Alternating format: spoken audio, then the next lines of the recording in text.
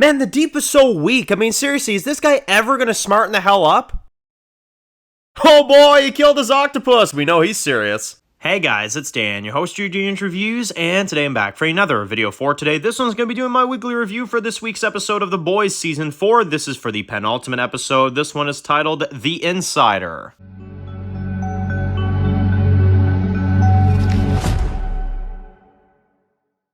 Alright guys, this one's going to be doing a review today. This one's going to be doing a review for The Boys. This one's going to be doing my weekly review for this week's episode of The Boys Season 4. This is for episode 7, titled The Insider, the penultimate episode. Oh dear. So, next week we have the season finale for Season 4. Very excited for it, of course.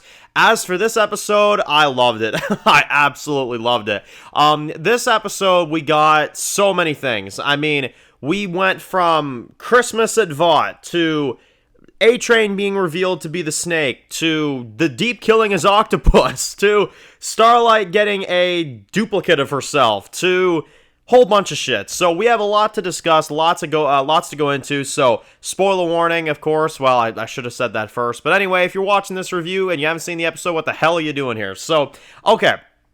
Let's get into this. Now, this episode focuses on a lot. We have Christmas at Vought, which was awesome. We got to see Christmas in the Vought Tower. We get to see A-Train, the puppet A-Train, talking to Ryan. And we have a lot of stuff going on. Butcher's back with the boys. He kind of, instructs them, to do some of this stuff and, kind of bring this virus, further up and stuff. And basically, Butcher has brought back Frenchie now to help them out. Basically, he pulled some strings apparently with Grace, and Frenchie is out of jail. So Frenchie is out of jail this episode, and we do get some pretty cool scenes with him and Kimo, which I thought was pretty cool. But I'm glad that Frenchie's out of jail. I wanted him out of there, for the last 2 episodes at least, because, I feel like he has so much to offer to the plot. So that was really good. And throughout this episode, Butcher is kind of being taunted by Joe Kessler himself, where he's kind of telling him, like, stop being a little bitch. When did you ever care about soups and this and that? You know what I'm saying? And he's kind of amping him up to try to get him to do the evil thing. You know what I'm saying? Now, we got a pretty evil and crazy mission in this one where you got Starlight, Huey, and Butcher who go to this house or whatever. And you've got this woman who's, like, ripping her damn face apart and stuff like that as she's, like, running out of the house and stuff. Oh my god, that was crazy. As they're, like, chasing her down and stuff like that. And she cuts Huey right clean on his hand and shit like that. I mean, it was pretty intense. But I'm telling you, man, this show just never finds, the show always finds a way to make things outrageous and to make things insane. So that was really crazy. That was really intense stuff there, with Butcher and, Huey and Starlight, or I guess, Annie. Now we also get a few other scenes back at the Vought Tower. We got Ashley, who's hammered. She's getting wasted now. She's freaking stressed out of her mind.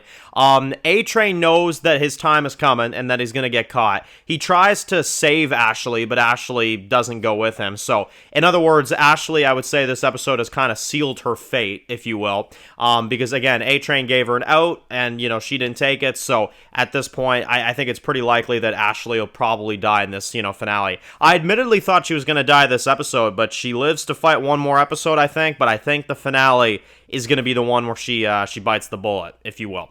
Now, we've got A-Train in this episode. He's got a lot of stuff going on. He's basically, taking photos of Sage where she's kind of like, interacting with someone who we still don't really know what that scene's all about. But, A-Train's, doing his thing and he's spying and stuff. Meanwhile, you've got Ryan in this episode that's doing stuff that Homelander just wants him to do, which is exactly what Homelander said he wouldn't do, is tell Ryan what to do. He said he was done making decisions for Ryan, and that is exactly what he's doing. He's making decisions for Ryan. So Ryan in this episode basically decides he's had enough. And he basically tells that right to the TV. And I love the callback that they do this episode where Ryan looks at the camera and he says, like, I'm sorry, I'm not doing this anymore. And he tells them, don't go to commercial, which is cool because that is just like the scene in Season 3, Episode 2, where Homelander does the I'm stronger, I'm better scene, where he's like, don't you dare stop rolling. So I thought that was pretty cool, right? That was a pretty, awesome scene there. And obviously Butcher says, like, yeah, that's why I like the kid. That's why I have faith in the kid. He's like, that right there is why I'm putting my faith in Ryan. So Kessler, fuck off, you know? That's basically what the scene is entailing. But now that, you know, Ryan has spoken about how he feels, what is that going to do for Homelander in the finale? What does that mean for Ryan's safety? And what does that mean for that whole rivalry in general? So there's a lot of questions now going into that finale when it comes to that. Now, one of my all-time favorite things about this episode is the Deep. The Deep was absolutely amazing. He basically in this episode was trying to hook up with Sage like usual. She doesn't want any part of it. And you've got the Deep that goes into this room with this octopus. Obviously, he's been fucking this octopus the whole season, and he's trying to cover it up. And they have an argument about Sage, the fact that he's sleeping with her, the octopus is onto him, and, you know, he's not making enough time for the octopus and stuff. And, well, one thing leads to another, and he basically crushes the fucking tank and lets the octopus die, suffocate to death, and basically dies alone in that room as the water just spreads, basically. And the Deep just sits there and listens to his octopus die. So I almost viewed it as like, that's the scene where the Deep grew some balls when he killed his octopus, you know? Which is pretty screwed up to say, but does it not feel that way? Because then literally right after, which therefore you get to one of my favorite scenes of the episode, where Butcher, Starlight, and Huey, they basically, you know, split off. Huey goes to talk to Victoria Newman, who Victoria Newman, you can kind of tell, feels bad for Huey and his dad and stuff, but she doesn't really come through. But we do get a minor scene with, you know, her in this episode. But anyway, Starlight and Butcher get back, basically, to the compound to find the Deep sitting in the fucking chair. He, like, rolls out. He's, like, spinning around. He's like, hey there. And I forget what he says, but he says something snarky, I remember. And like, anyway, he sits there, he says that, and then you've got Black Noir that sneaks up behind Butcher.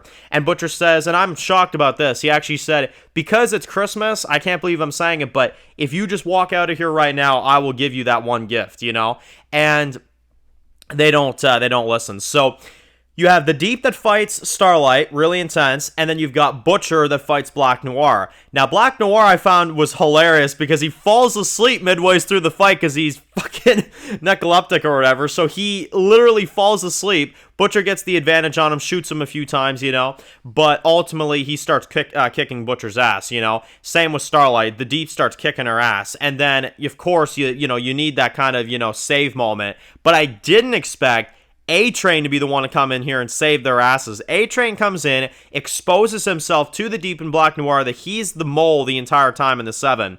And he says, I always fucking hated you, Deep, you know, and they start fighting back and forth. That was one of my all-time favorite scenes of the season. That was so good. And then you've got Mother's Milk who comes in with a huge fucking weapon and just absolutely unleashes on Black Noir. Now, the Deep and Black Noir almost die, but they both get out. But it was a really intense fight. And I felt bad for MM in this episode because MM just wants to take a trip with his family and kind of say the hell with it. But he basically tells him towards the end of the episode, like, you gotta go without me type of thing, you know?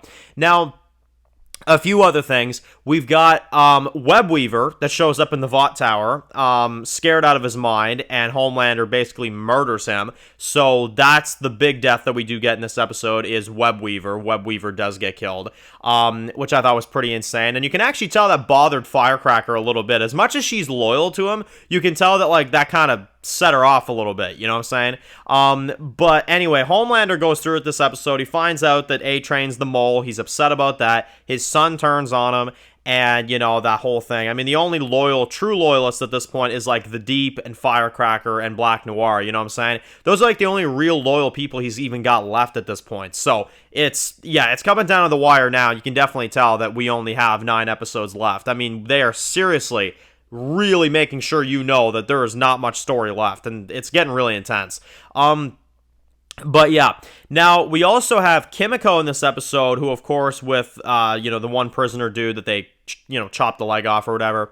But he injects Kimiko in this episode, right, with like the virus, right, and they chop off Kimiko's leg. Really brutal scene. Frenchie has to chop off her leg to get the virus out of her so that it doesn't kill Kimiko, obviously, but it shows you how easy that this virus spreads through a soup, you know? So I'm actually glad that Kimiko kind of low-key tested that, you know? I mean, obviously, she got stabbed with it. It wasn't intentional, but it's cool so that they know how fast it spreads. Now, how is that going to work on Homelander is the interesting question, because I feel like they're going to do some kind of plot twist where it makes him stronger. You know what I'm saying? I feel like that's the plot twist that's coming with that. But again, I could be wrong, but I feel like Homelander's some other kind of different league that they're not going to be able to take out with just a virus, you know? Because again, Homelander dying by a virus, I mean, that would be kind of anticlimactic, you know what I'm saying? So that's why I don't think that's going to happen. But basically, the episode ends on a really intense note, and this one was pretty crazy, honestly. I didn't expect this one.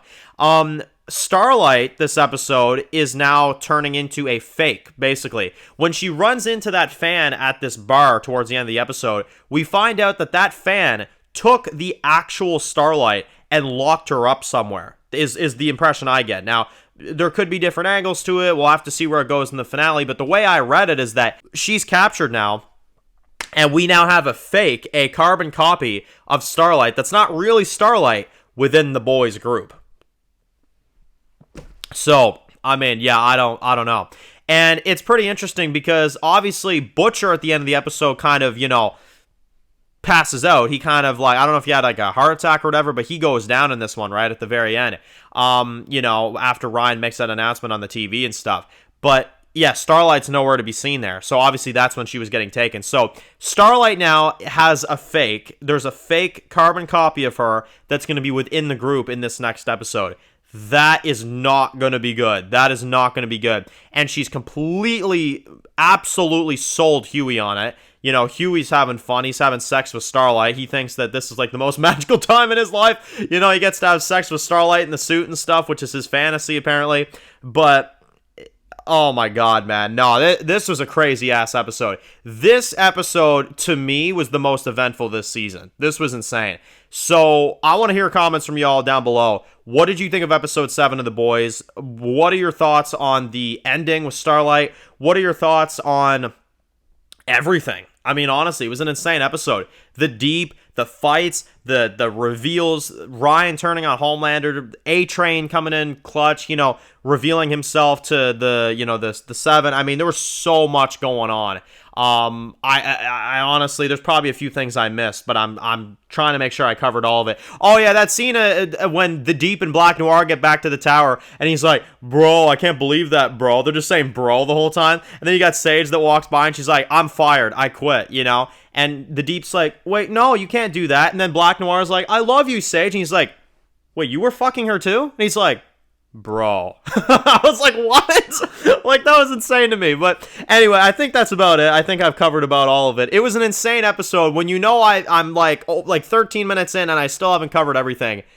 Yeah, no, this was a great episode. I have a 10 for this episode. This was amazing. This was an incredible episode, very eventful, and I loved it. I absolutely loved it. So, post comments down below, guys. If you're new to the channel and you enjoy videos like this, make sure to click the subscribe button so you don't miss any other videos of The Boys. Be sure to follow me on Dan's Reviews Official on Instagram, guys. And, of course, I'll see you guys really soon for more videos of The Boys. Enjoy the rest of the day, guys, and peace out.